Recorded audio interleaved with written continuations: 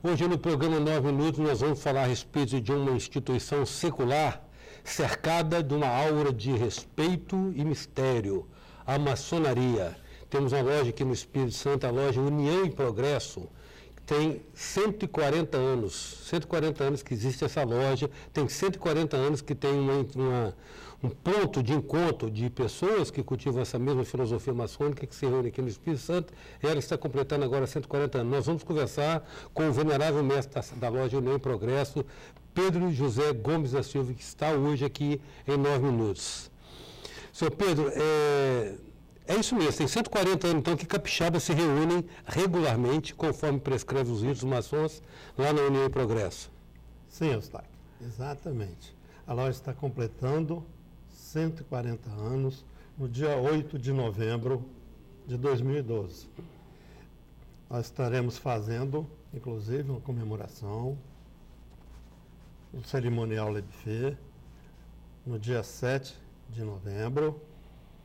E no dia 8 teremos uma sessão pública aberta a todo o público capixaba, que eu aproveito a oportunidade aqui para convidar, a partir das 19 horas, na Cidade Alta, no centro de Vitória, a Rua Muniz Freire, 117.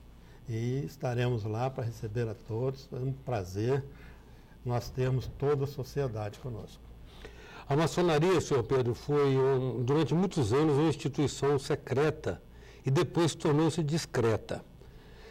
Para o público externo, ela é normalmente ela é reconhecida muito por algum maçom que revela a sua identidade. Normalmente está associado a uma pessoa que tem uma postura de respeito na sociedade, né? Agora, o propósito da maçonaria qual é? É o estudo da filosofia? Qual é o propósito da maçonaria? O estudo da maçonaria, a maçonaria, ela é dividida em duas fases. Nós temos inicialmente a maçonaria simbólica, que vai até o grau 3. Depois temos a maçonaria filosófica, que vai do grau 4 ao 33. Esses estudos nós temos principalmente no grau 1 a 3, que é o grau que se refere à loja maçônica, que os graus superiores ele tem uma delegacia litúrgica própria, né? Dentro da filosofia maçônica, o que nós temos? A maçonaria busca principalmente o bem-estar da sociedade. Tem como principal objetivo a família, o aprimoramento das pessoas individualmente e, de um modo geral, pela sociedade, por toda a sociedade, no sentido de melhorar a qualidade de vida, os estudos. Então, a maçonaria trabalha numa universalidade de interesses em prol da humanidade. Ela trabalha para o desenvolvimento intelectual e moral também, né? E moral também. Também. Principalmente na parte interna, onde nós fazemos os nossos estudos e desenvolvemos nossos trabalhos. Principalmente o desenvolvimento intelectual íntimo nosso. A maçonaria, ela predomina o espírito sobre a matéria. Daí nós buscarmos nos desenvolver mais para poder também transmitir para a sociedade em geral e podemos agir dessa maneira sempre em prol de ajuda ao próximo. Há uma busca, então, de uma evolução espiritual. Existe Sim, uma busca. Sim, existe um trabalho nesse busca, sentido. É um trabalho, um estudo feito incansavelmente, viu, por essa evolução espiritual. Agora, vocês têm algum fundamento teológico, algum fundamento de transcendência que permite identificar qual é a doutrina de vocês, por exemplo? Você tem uma proposta de um catolicismo, você tem uma proposta de um protestantismo, tem uma proposta de um espiritismo. Tem alguma dessas linhagens com que vocês se identificam mais? É importante a gente esclarecer que a maçonaria não tem dogmas. A maçonaria não é uma religião. A maçonaria é uma entidade que ela aceita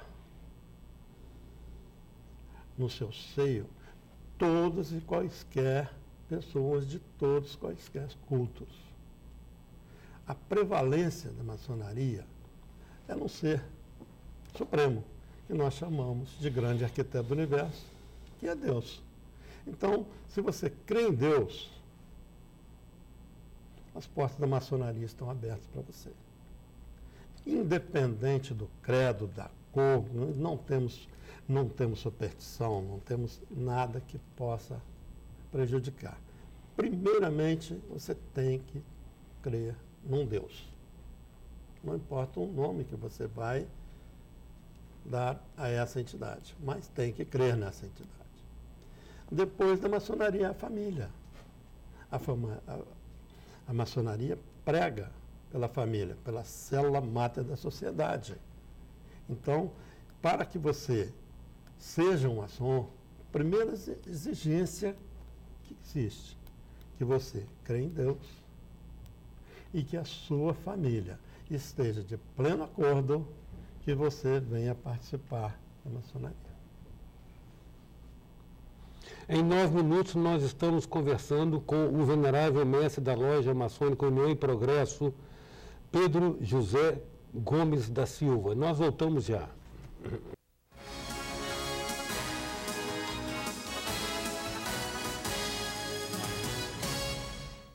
Voltamos com 9 minutos, que traz hoje o venerável mestre da loja maçônica União e Progresso, Pedro José Gomes da Silva. Estamos conversando a propósito dos 140 anos de fundação da loja União e Progresso, que se comemora neste ano, em novembro, no mês de novembro desse ano.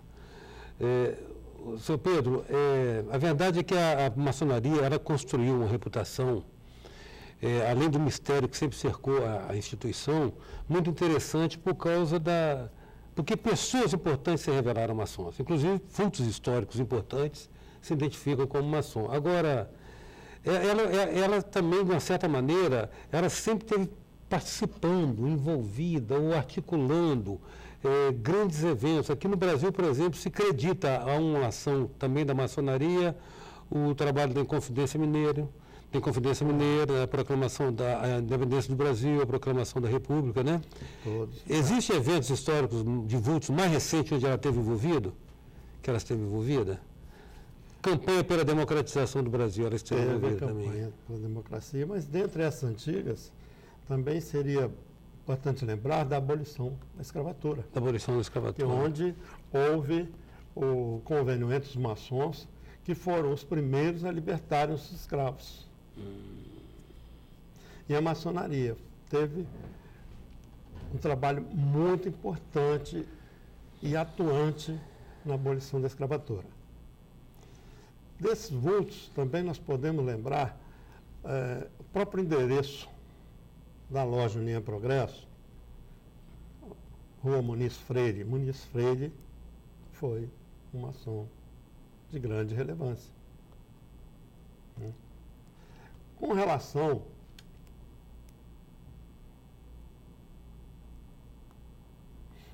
podemos lembrar também Tiradentes. Vários registros constam que Tiradentes, para quem José da Silva Xavier, era maçom. Mas existem, em alguns casos, controvérsias. Mas, se formos buscar na história, nos registros maçônicos, encontramos registros que comprovam que Tiradentes também era maçom. Dom Pedro I também. Dom Pedro I. Dom Pedro I era maçom. Então, nós tivemos em todos esses eventos, Zé Bonifácio, todos esses eventos importantes no Brasil, nós tivemos maçons relevantes. Mas O que acontece? Na história recente, não aconteceu nenhum evento dessa proporção. Então, não ficou registrado. A campanha para a democracia, ela foi muito aberta, não foi praticamente só de maçons, ela foi muito aberta. Então, existiu sim. E sempre teve. Um nome bonito que eu gosto de lembrar, que inclusive está saindo agora um filme, Luiz Gonzaga, Rei do Baião. Maçom também. Luiz Gonzaga era maçom.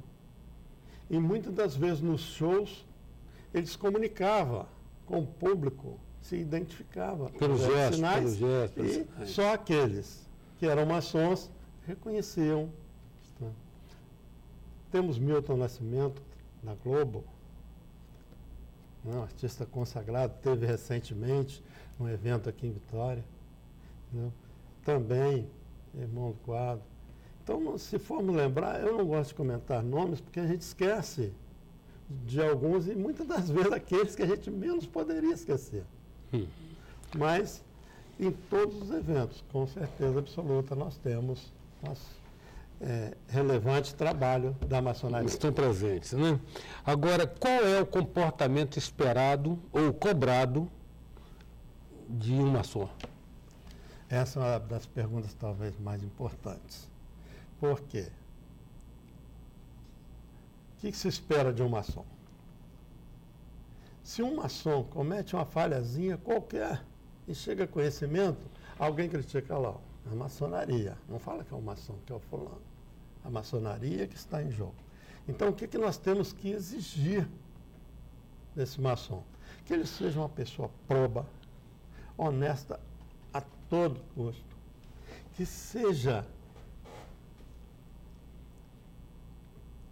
tenha uma crença inabalável em Deus. Que ele seja bom pai de família, bom esposo. Que o relacionamento dele da sociedade só sirva de bons exemplos. Nós não podemos admitir, no seio da maçonaria, pessoas que ajam contra a ética e os bons costumes. O maçom tem que ser livre e de bons costumes. Essa é a principal do maçom. Agora, vocês conjugam a aprendizagem e o desenvolvimento intelectual e moral com práticas filantrópicas também? Também. A maçonaria é essencialmente filantrópica. Ou seja, tem a caridade como um elemento de principal produto. Por isso, a nossa bandeira é igualdade, fraternidade e liberdade. Então, nós temos que ter, esses três são os nossos lemas que nós temos que levar à frente. Não podemos deixar essa tríade em momento nenhum. Hoje, a União em Progresso reúne quantos membros, venerável? Hoje, a União em Progresso tem aproximadamente 140 membros ativos. 140. Por incrível que pareça, coincide com a data do aniversário. Mas 140 membros ativos. É a loja do Estado que tem o maior número de membros ativos. Eu agradeço muito a sua presença, a sua disposição de vir cá falar conosco. Afinal de contas, a maçonaria sempre está cercada de uma aura de, como eu falei antes, né, de descrição, de muita descrição. As atividades são pouco dadas a conhecer, e a gente sempre sabe, de certa maneira, a comunidade que a gente vive é pequena o suficiente para saber, às vezes, identificar algumas práticas, né? Grato pela sua presença aqui no 9 Minutos. Muito obrigado. Um prazer. Em 9 minutos, nós contamos com a presença do venerável mestre da loja maçônica União e Progresso, Pedro José Gomes da Silva. Até já.